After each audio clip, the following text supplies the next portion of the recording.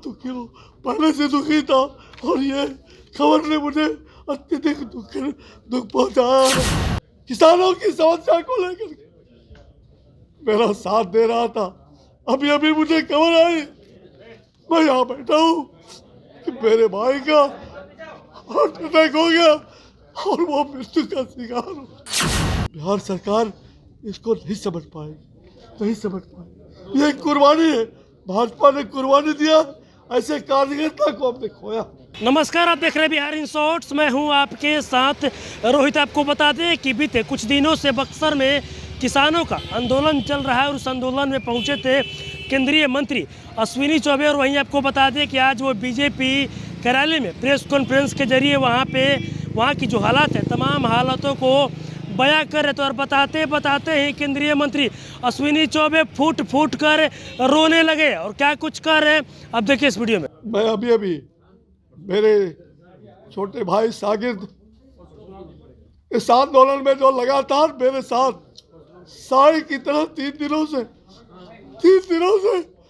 रात भर ठंड में सिकुड़ते हुए मेरे भाई परशुराम चतुर्वेदी जो उपवास स्थल पर भी और लगातार 4 दिनों से भूखे प्यासे किसानों की समस्या को लेकर मेरा साथ दे रहा था, अभी अभी मुझे खबर आई, मैं यहाँ बैठा हूँ कि मेरे भाई का हार्ट अटैक हो गया और वो मृत्यु का शिकार हो।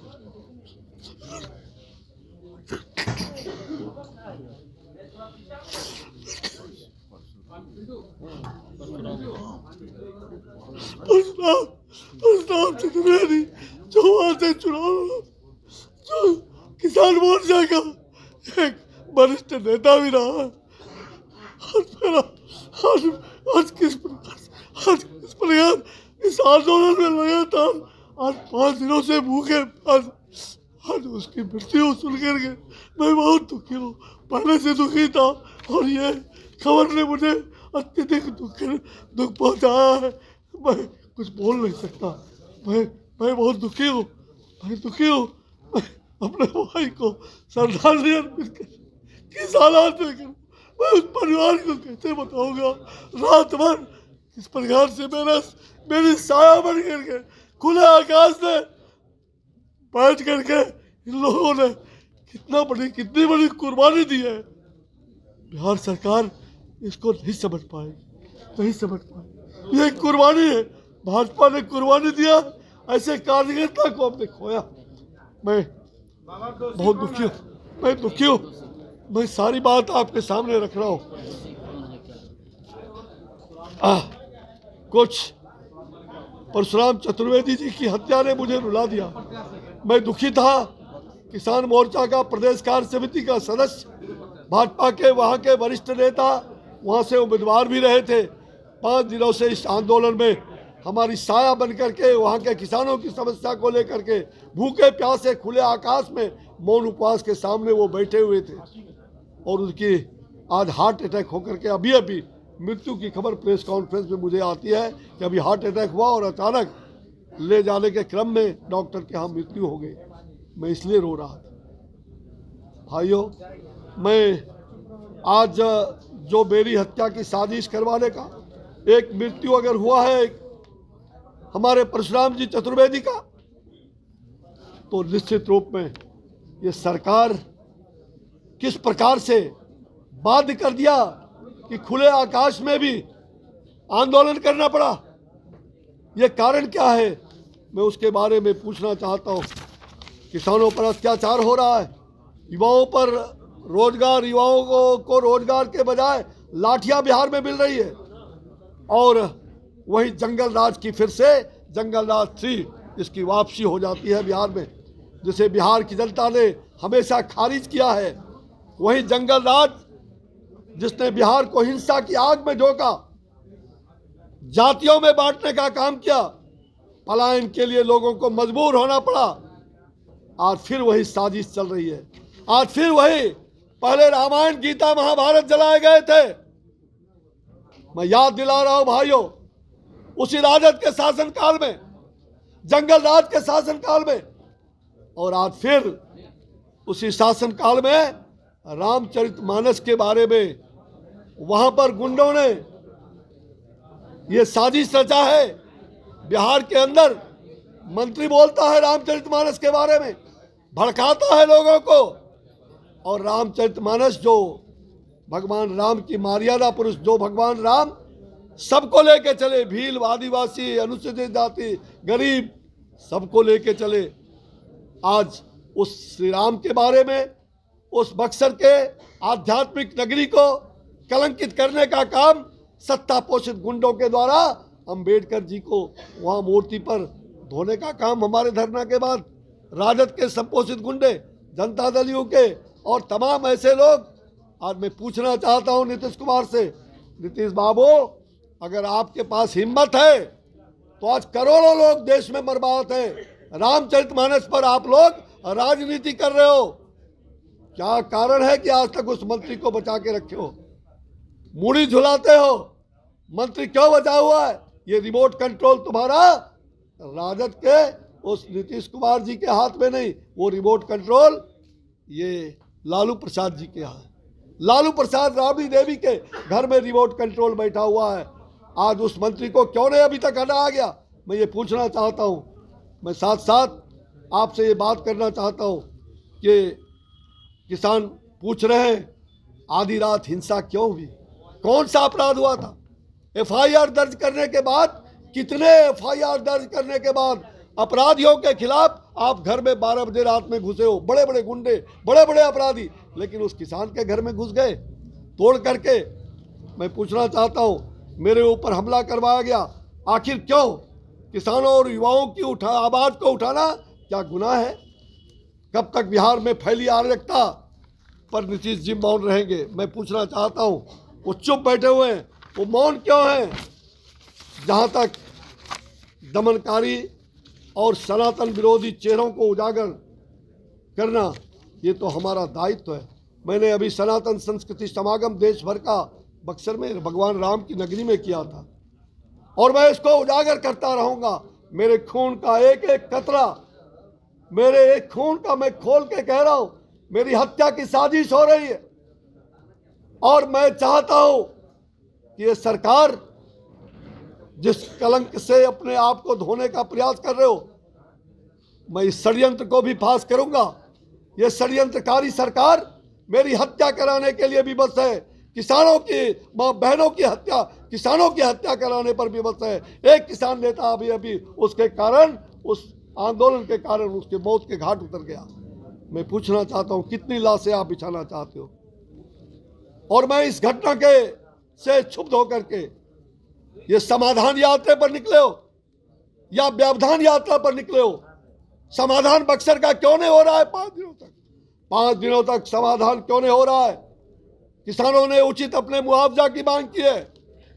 आज आपने उसके सर्किल रेट को बढ़ाने के लिए, मैं लगातार कह रहा हूं, 1 दर्जन बार मैंने कहा, और करीब 5 महत्वपूर्ण बैठक 10 दिसंबर को भी अभी हुआ था मेरे साथ, किसानों के भी साथ में जनवरी 2021 से बैठ रहा हूं, और प्रशासन के साथ। दिल्ली के अंदर जो प्लांट के सीएमडी हैं, प्लांट के जो सीएमडी हैं, और जो रेल और इसके जो इरकॉन के सीएमडी है, और किसानों के प्रतिनिधि के साथ मैं 12 दिसंबर को भी मीटिंग किया हूँ दिल्ली में अपने चैम्बर में। मैं पूछना चाहता हूँ कि आखिर क्या कारण है? इसमें एक साजिश हुई है। एक साजिश में इसलिए कह रहा हूँ, आग लगाई गई है। आग, ये प्रशासन ने भी कहा कि वह किसान नहीं, कुछ अराजक तत्वों ने आग लगाई है। ये एडीजी का बयान है। एसपी और डीएम ने मुझे कहा, अगर नहीं है तो उस एफआईआर क्यों नहीं कर रहे हो आज तक सही आदमी पर? वो क्यों किसानों पर झूठा एफआईआर किया है? जो लोग दोषी है उसको दंडित करो। मैं हिंसा के विरुद्ध 24 घंटे का उपवास किया था, चाहे वो किसान की मां बहनों पर पुलिस की लाठी, पुलिस को शर्मसार किया, पुलिस की वर्दी को शर्मसार किया। आखिर वो लोग, क्या कारण है, वो किसके पीछे लगे हुए थे कि वो रात में क्यों पहुंचे? कौन ऐसा पदाधिकारी था, बिहार प्रशासन का पदाधिकारी हो या उस कंपनी का कोई पदाधिकारी? जनता कई तरह का सवाल खड़ा कर रही है, उस पर कार्रवाई होनी चाहिए। मैं पूछना चाहता हूं आप समाधान यात्रा के द्वारा पूरे बिहार में व्यवधान पैदा कर रहे हो, पूरे बिहार को जंगल राज में तुमने धकेल दिया है।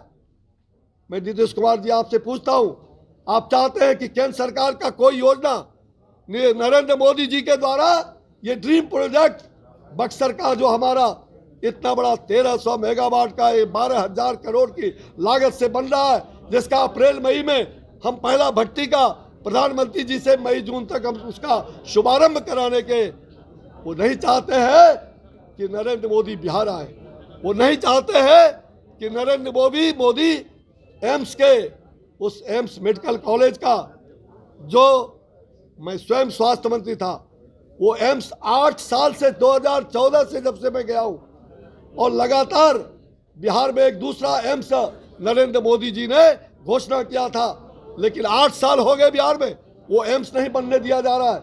और नीतीश कुमार जी, आपने और आपके पदाधिकारी ने एग्रीमेंट दिया है, और अभी 2 दिन पहले आप दरभंगा में घोषणा की है कि हम पीएमसीएच को तब्दील करना चाह रहे थे एम्स के रूप में।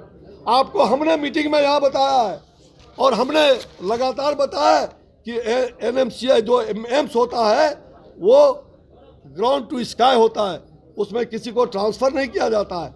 और फिर आपके पदाधिकारी ने आपके निर्देश पर एग्रीमेंट किया। 1 साल से मैं जब तक स्वास्थ्य मंत्रालय में था और बाहर भी हूँ, वहाँ के एमपी गोपाल ठाकुर तमाम लोगों से बात करके मैं कई बार वहाँ गया, स्वास्थ्य मंत्रालय के पीरियड में भी और बाद में भी। आपने ज़मीन अभी तक नहीं दिया, और आप 4 दिन पहले बयान देते हैं, 4 दिन पहले बयान देते हैं कि अब वो दूसरी ज़मीन दी जाएगी। हम तो धोखे में थे, आप धोखे में थे, आप अनपढ़ थे, आप अनपढ़ गवार हो, जनता को गुमराह कर रहे हो।